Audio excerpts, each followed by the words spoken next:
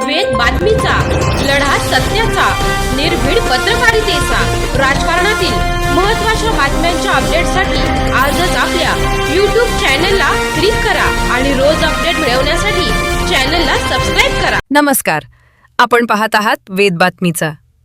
नेवासा तालुक्यातील पांढरीचा पूल येथे गेल्या तब्बल 48 वर्षांपासून अखंड सुरू असलेला वारकरी सेवा यज्ञ यंदाही मोठ्या उत्साहात पार पडला. स्वर्गीय माजी खासदार तुकाराम गडाख यांच्या स्मरणार्थ सुरू असलेल्या या उपक्रमात हजारो वारकऱ्यांना अन्नदान, पिण्याचे पाणी, आरोग्य सेवा आणि निवासाची सुविधा उपलब्ध करून देण्यात आली. मानव सेवा हीच ईश्वर सेवा या भावनेतून पांढरीचा पूल येथे हनुमान ग्रामीण संशोधन संस्थेच्या वतीने वारकऱ्यांसाठी सेवा उपक्रम राबवण्यात आला.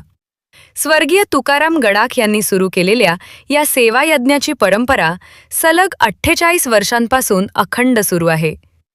युवा नेते रविराज गडाख आणि संस्थेच्या सचिव जयश्रीताई गडाख यांच्या नेतृत्वाखाली 7 ते 8 दिवस वारकऱ्यांसाठी स्वच्छ पिण्याचे पाणी, अन्नदान, आरोग्य सेवा आणि स्वच्छ निवासाची व्यवस्था करण्यात आली.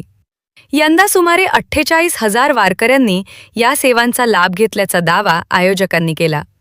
याशिवाय संस्थेतील सुमारे 5,000 विद्यार्थी-विद्यार्थिनींनाही सात्विक अन्नदानाचा लाभ देत भक्ती आणि सेवाभावाचा संदेश देण्यात आला. या उपक्रमात विविध सामाजिक, धार्मिक आणि राजकीय क्षेत्रातील मान्यवरांसह अनेक स्वयंसेवकांनी सहभाग नोंदवला.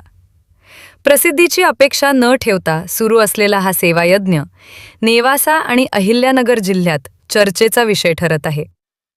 वारकरी संप्रदायाची सेवा आणि सामाजिक बांधिलकी जपत गेली 48 वर्ष अखंड सुरू असलेला हा सेवा यज्ञ अनेकांसाठी प्रेरणादायी ठरत आहे.